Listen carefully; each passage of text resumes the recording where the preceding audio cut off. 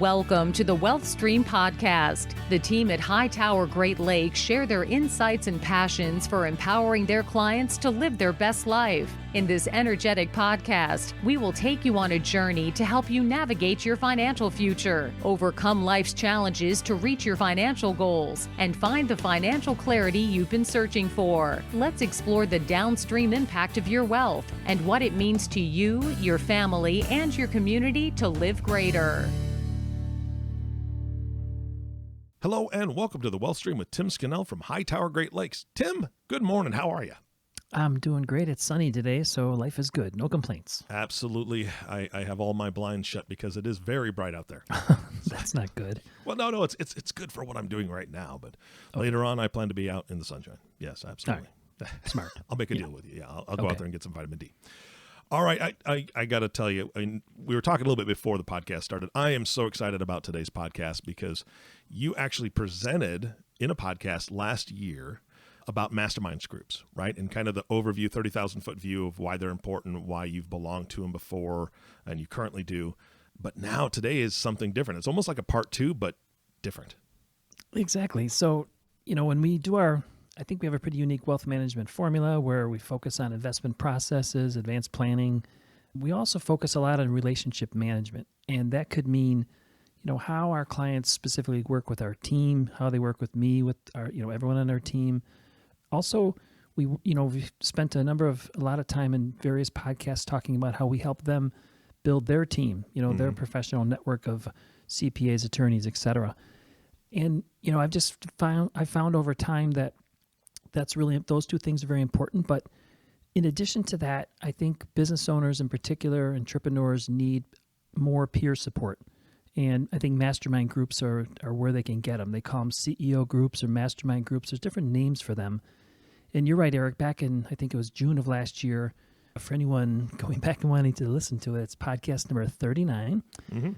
And COVID was in full force. So I think when we talked about it, when we did that podcast, that's actually where people probably could have used it the most, but everyone was pretty busy and pretty slammed, I'm sure. So maybe not a lot of people did read about it or listen to it. But the purpose for a mastermind group is really to address a specific problem that, Eric, because you have your own business. I see this with my clients who are business owners.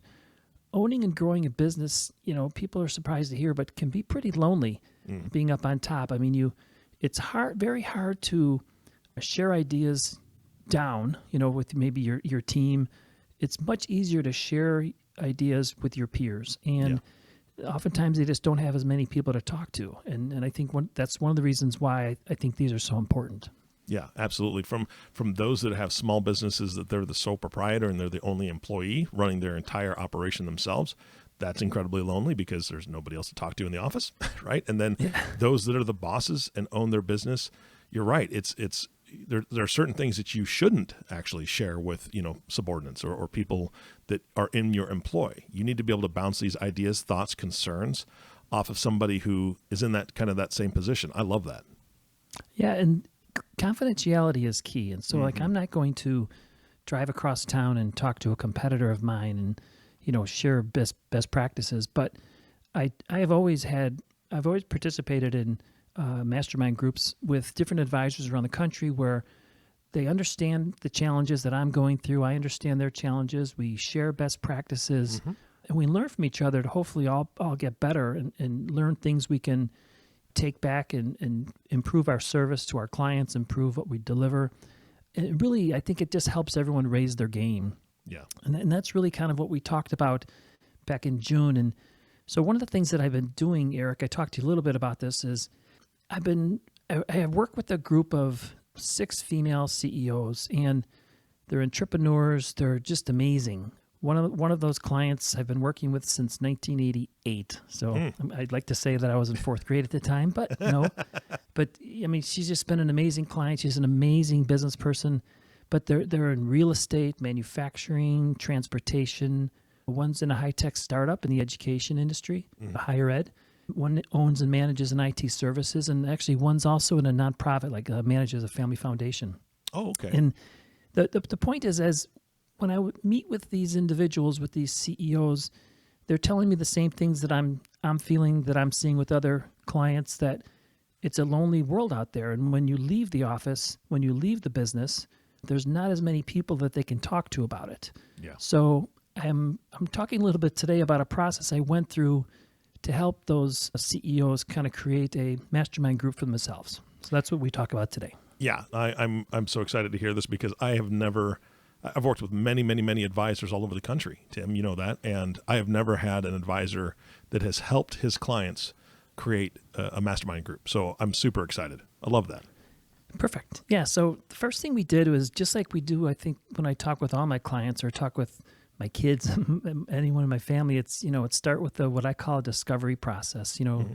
And so I literally, we set a separate meeting with each of these people, each of these clients, and, just sat down and we didn't talk investments. We didn't talk about business. We just sat and said, for example, what is your biggest challenge you face? Mm-hmm. How do you naturally handle those challenges? And typically the answer was, they're handling them by themselves, or they're reaching out to their accountant or their attorney periodically. And, what is the biggest thorn in your side as a result Mm-hmm. of the current processes you follow? And really, I asked a series of questions that all are kind of a variation of those three. And then I just sat back and I listened to try and discover as much as possible about what are they looking for and how are they doing it now, what problems are they facing primarily, and how I can maybe help them structure a mastermind group to help them respond to that. And they could all help, they could all help each other with their needs. Yeah. And what I found is that there were common responses that I got. And, I can say they all have great CPAs, great attorneys. I'm a CPA. In general, the structure of how CPA firms work, tax practices work, there oftentimes can't be just because of the workload. Tax season gets overwhelming. And last year, they really never got a break. They had tax season, and then due to COVID, it was extended and then extended again. And it really carried them all the way into this year's tax season. So they're not really able to provide proactive, ongoing planning advice. And that's a common theme that I'm getting is that, when there's issues, when they're looking to solve them, they reach out to their CPAs and attorneys, and they're very knowledgeable, very great, but they never sit in the same room. We've talked, Eric, about building a team. Mm-hmm. They've never sit in the same room with their banker, their consultants, and all their advisors, looking forward into the future and really helping address some of these strategic issues that they have. Yeah. In addition, when they leave the office, like I said, this was a common theme I got back, that they're all super social, great friends, but I would say less often among women in business and women CEOs and entrepreneurs in particular. Have I found that they're able to come when they leave the office, network with other women who they can share those business frustrations and things with. It's kind of hard in these days. I'm not saying that it's a female versus male thing, but I'm just saying that my experience and also what I've read is that, there's less opportunity when women leave the office, the CEOs and entrepreneurs, to network with peers who they can share their ideas with. And I think that's just a reality. So in general, the theme I got was that it's very hard for them, these individuals I talk to, these business owners, to get everyone in a room to really help them with the challenges that they have. And what they're really looking for was a kind of a peer group that they could share ideas with. So that's what we came up with as kind of an initial analysis based on the discovery. All right. So how did that all flush out when you finally got them all together? So we talked, and we all knew that we agreed that there was a need for kind of a mastermind group. Mm-hmm. What also came out of it was that there was a need for a female CEO entrepreneur focused group. Absolutely. Not that their issues are different, but some of their issues are. Mm-hmm. And we also, just in talking and going through discovery, confirmed that really it's not industry specific. So like I personally, most of my mastermind groups have been in my industry, but we determined with this group, it wasn't necessarily a requirement. And we also kind of pinpointed that it would be better to have different ages and stages of life. And what I mean by that is some of the business owners I work with are maybe either in or at or close to the exit point. Mm-hmm. Some are just starting their careers, 30s and 40s. And everyone just kind of felt that it would be great for each of those people, the people in different stages of life, different stages of maybe succession and business growth and career path, to be in the room together to kind of share, like if I'm exiting, what is the next generation thinking? If I'm the next generation, what is the exiting, generation thinking? So that was another theme that came out of it. So that's why we ended up coming up with a more age-diverse group. Nice. And so the next thing we did as a process is we all agreed that, we have this need. And at this point, just so you know, Eric, I was kind of talking individually to each person. I wasn't really introducing anybody to each other just because I wasn't sure how this was going to go. So I went back to with my team, and Samantha, who you've talked to a couple times, Eric. Yeah. She helped me. Plus, we also have interns. Madison Karp, she's an intern with us. She helped me. We did a ton of research on, should I just connect them to an existing platform, an existing group? So I've had a couple of clients who have joined YPO, and one in particular, Stuart McMillan, who I've interviewed twice on this podcast. He has said on the podcast that he attributes some of his greatest success to his YPO group and the sharing and collaboration that he got from them. And so I looked up the YPO. There also happens to be a women's YPO group. The SBA, the Small Business Association, has an Office of Women's Business Ownership. There's all kinds of other things, like there's a National Association of Female Executives, American Business Women's Association. So we tried to do a ton of research to come up with, should we just leverage an existing system, an existing platform, and is that the best way to do it? And I think in the end, as I was talking with each individual, we came back and, we're in Northwest Indiana. Most of the people in this group will be from Northwest Indiana or Chicago or Southwest Michigan. Based on location, cost, lack of control of the agenda were kind of the key things that the feedback I got.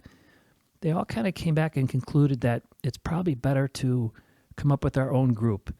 So at that point, we took the next step, which is, all right, let's consider creating our own. So there's a number of things we had to do with that. Yeah, I can imagine it's a big undertaking, right? And something that you're passionate about. So what did you have to consider when thinking about creating a group like this? So the big thing, there's 4 things we focused on. Number one, is everyone committed? Because this is a big undertaking, and you really have to be committed, not just to, the group, but to everyone in the group. And I went back to everyone, and they all seemed very, very committed to creating like a local, regional type group on our own. And the second thing is, if we're going to create this group, and, we've all been in meetings that just run on and on and on, and other meetings that are run pretty well, we need process. So we need to make sure that we're leveraging, if we're creating our own group, at least we're using some of the best practices maybe that YPO or these other groups have. So I did a lot of research with the people who have been in YPO to kind of give me some process feedback with that. The other thing we're considering is that we really wanted to make it more personal and flexible. One of the things that YPO does that's pretty unique apparently, and I learned this, was initially when you're starting a group, you might bring in a consultant or a coach, but ultimately down the road, what you're looking for is each participant in the group to ultimately become like a moderator or kind of the executive officer of it. And it becomes much more personal and flexible. And they were concerned that if we went with like a Vistage or some of these other groups that can, that you join, you wouldn't have the flexibility to create the direction of the group. And then finally, we determined that, look, if we wanted to do our own, if I wanted to help them create their own group, they could always just transition to an established group if that makes sense. So we all kind of agreed individually that it made sense to kind of go our own way and try and create our own mastermind group, I guess you'd say. Yeah. All right. So you've got a lot of stuff to consider. You've got some commitment there. How'd you guys start? So what we did was we started to create a plan. Number one, we kind of created a formal process. Now, keep in mind, Eric, I think that my goal with this is, not for me to be running a mastermind group. Ultimately, I want these executives, these CEOs to create their own, how it looks and where it goes. But initially, I wanted to create a process so that, at least in the first couple meetings, it's well run. people get things out of it, et cetera. So we set up an initial meeting, and actually the meeting is set for June. So we haven't even done this yet. This is really kind of a work in progress. Yeah. I'm describing it as we're building the airplane, right? And in this meeting, we located a restaurant that's close. We're all COVID vaccinated, which is great. Mm-hmm. The restaurants are open, which is even more wonderful. Yeah. And they have a separate room that has a nice, comfortable table. And we're going to meet there maybe on a Thursday, 3 to 5, and go through a formal agenda of making an introduction, talking about what we each want to achieve in the group. I mean, not me, but what each of the members want to achieve. Mm-hmm.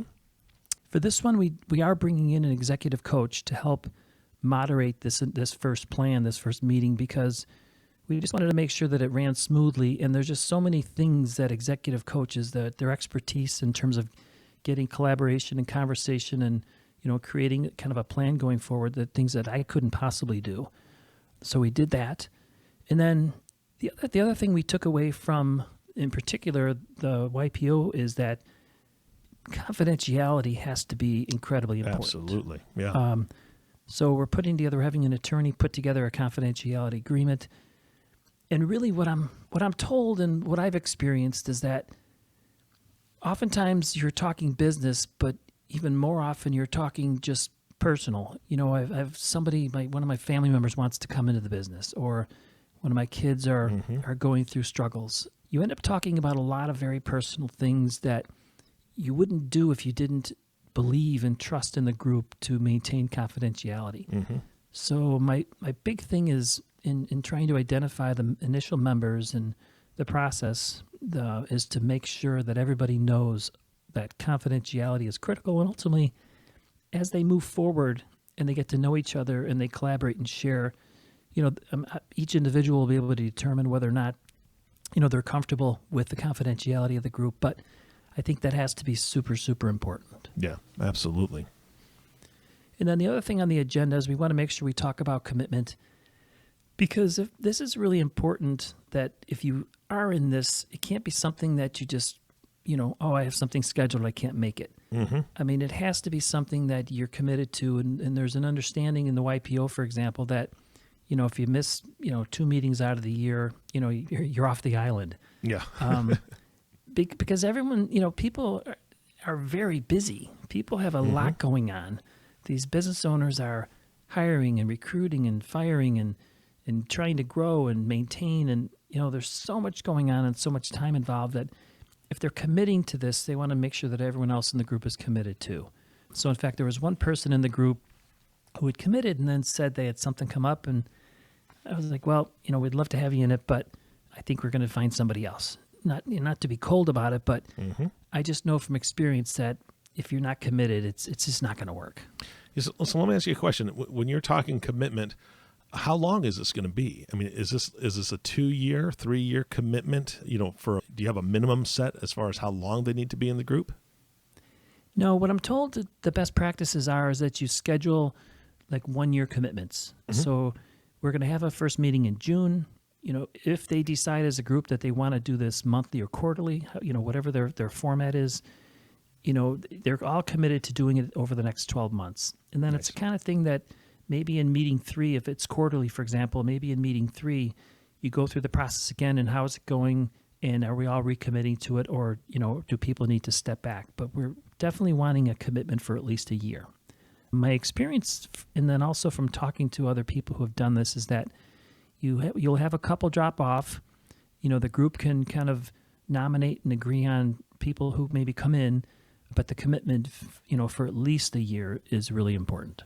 Yeah. Yeah. And I don't know how all groups, I've been involved in a couple and helping to form a couple, but I'm hoping they're going to do monthly or at least every other month as they start out. I've seen groups that will actually do that for the first year, and then the second year they transition to a quarterly because they've addressed a lot of the getting to know each other, getting to understand each other's businesses and so on and so forth, which takes a little bit more time up front.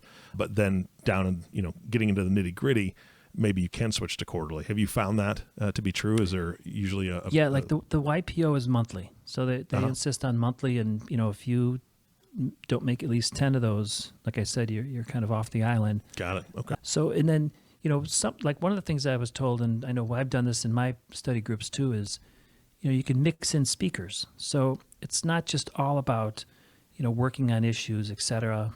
Sometimes you can bring in really great speakers too to the group, and that'll kind of break up some of the meetings and offer a real learning environment for everybody. Yeah, that's awesome. So, just to get back to I think the original point you made about, you haven't run across an advisor who's done something crazy like this, but, I'm doing this because I love working with entrepreneurs. I love working with business owners. I love working with family business owners, and they all have similar issues. They need a great team. They need great advice. They need comprehensive planning. But while they're focusing all their time and energy on their clients and their employees, there are some things we can't do everything here at Hightower Great Lakes.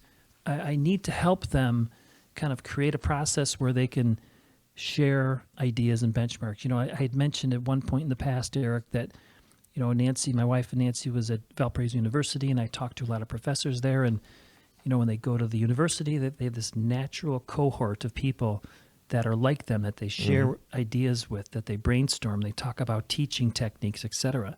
Business owners don't have a natural cohort. They're in their business. They're working, 10, 12 hours a day. So I need to get them to step out of the business and work with their peers to work on the business. That's kind of the theory, and that's why I'm doing it. Yeah, absolutely. I think this is fantastic. If somebody listening to this is like, I'd love to learn more about how to do this or what organizations to get plugged into. Now, you've mentioned some. Obviously, the one you're creating, you've already got a set group at this point. But I'm sure there's other business owners that would like to hear a little bit more about this. Would you be open to some conversations with that?